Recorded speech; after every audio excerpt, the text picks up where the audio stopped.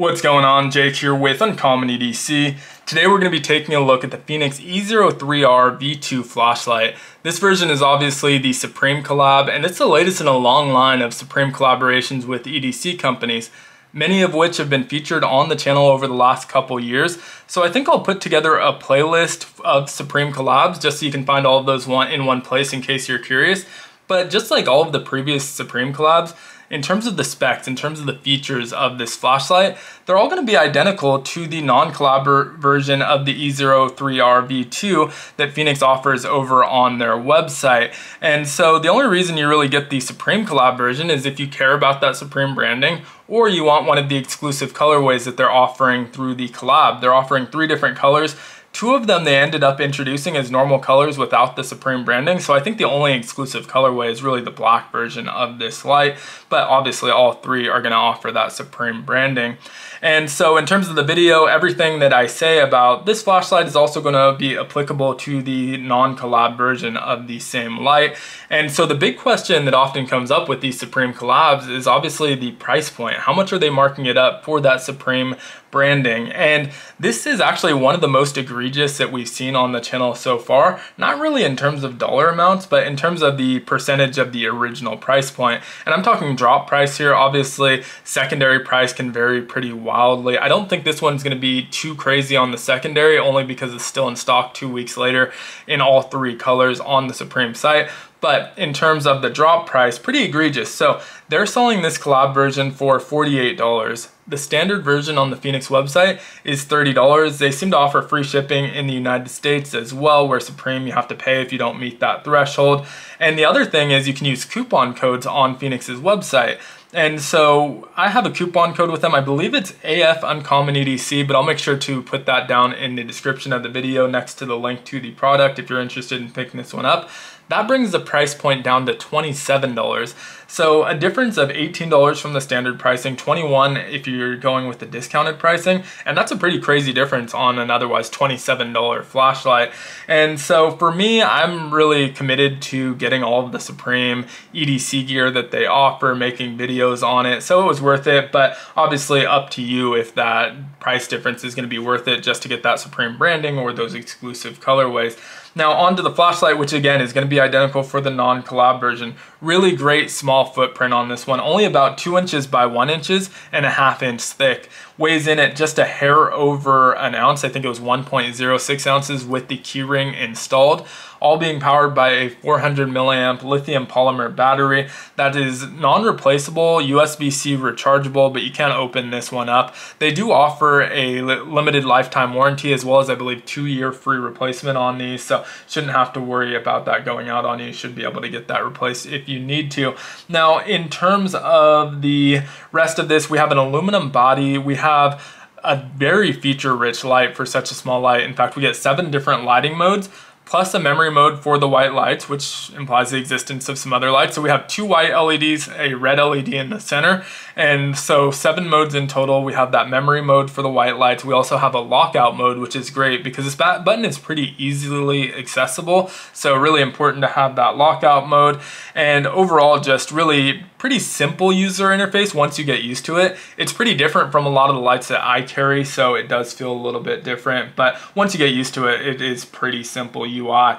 Now all is USB-C rechargeable. We have this little dust flap that gives it an IP66 water and dust proof rating. Now I believe 66 is just splash proof and weatherproof, so you're not going to want to submerge this, but it does have that dust cover, so should be pretty okay if you just drop it in water, grab it really quickly, but you're not going to want to leave this one submerged for sure. 1 meter drop or impact resistance, which is pretty par for the course from what we see with these lights. If you're dropping it just out of your pocket, it shouldn't be a problem. Once you get up to shoulder length, that's where it gets a little bit more questionable, but my experience, most of these lights will still hold up to that, even though they only give you that 1 meter drop resistance, unless of course you land on like a rock right on that lens where you might break that lens, but otherwise the body itself seems to be pretty durable on these lights. Now in terms of the operation, I did mention that it is pretty simple to use once you get it down. Now first click, is just a battery indicator. And so there's 4 different levels. I believe the green is 100% to 85%. Then it goes to a flashing green once you drop to 84%. Eventually it'll drop down to a solid red. And when you start flashing red, you're in your last 10% or so, you know it's time to charge that battery. So really clear, easy to read bright lights on that battery indicator.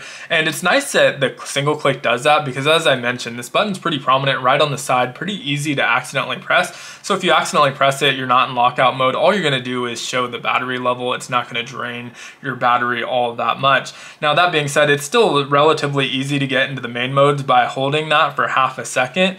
And it does have a memory mode. So I left it in eco mode. When we turn it off, it will turn it off in high mode so we can see that memory in action. But left it in eco mode. This is 5 lumens, runs for 30 hours here. So great runtime out of that, 9-meter throw distance. And that 5 lumens is a really great moonlight or firefly, whatever you want to call it. They're calling it an eco mode, but I really like that 5 lumens over your typical 1, 2, 3 lumen modes. It's just a little bit more usable for finding that keyhole, reading a map, or reading your mail in the dark, that sort of thing. Just a nice low light without really damaging your night vision all that much. Now, in order to cycle through it from here, we held it to turn it on. You want to make sure you let go of that once you see that white light turn on, because if you continue to hold it, instead of cycling through the modes, it's actually going to continue on to the next type of light, which is that red light mode, and if you continue holding it, even to our lockout. So now that we're let go, we're just going to want to click this, and it goes into our next mode, low mode, 30 lumens. I love this low mode. 30 lumens is a lot brighter than 5 lumens, but still not destroying your night vision. But it's easy to see around, like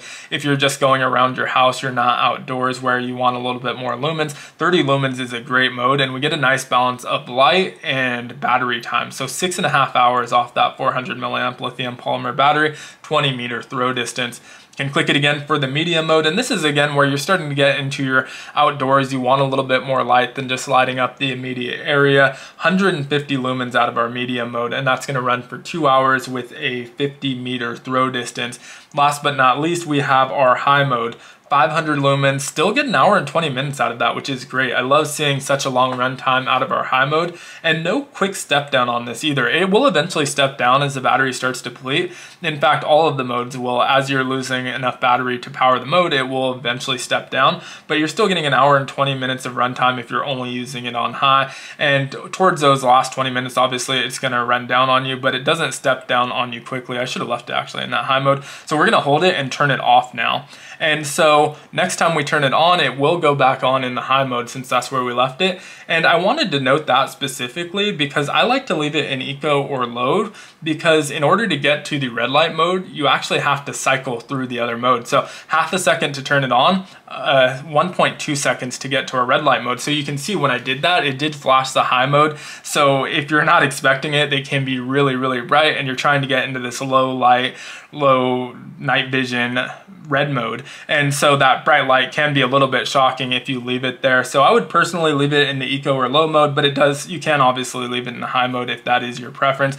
Now, I don't find myself using red modes all that often. This one is nice because it's 5 lumens, but we already have the 5 lumen eco mode, which isn't destroying my night vision anyway. So don't know that I need a ton of use out of this. But one good thing about red lights besides low light mode is that it can be a little bit more noticeable. Unless you're sitting in traffic staring at brake lights, that red light is going to stand out amongst a bunch of white lights if you need to get someone's attention. Even though it's not super bright, it's just very visible. And even more so when you go into the flashing mode. So just flash warning, this isn't a real strobe, so it's not going to be too dramatic, but you can go into that flashing red light mode, and that's again going to get someone's attention over a static light that's constantly on. It's a different color and it's flashing now. And this does remember it as well. So if I turn it off in flashing mode, it's going to go back on in that flashing mode. You can hold it to turn it off. Now, in order to lock it out, you hold it for 3 seconds. You'll get a quick flash showing that it is locked out, and then nothing works until you hold it for 3 seconds again to unlock it. Now, I did mention another mode, so 7 modes in total, and we've only looked at 6.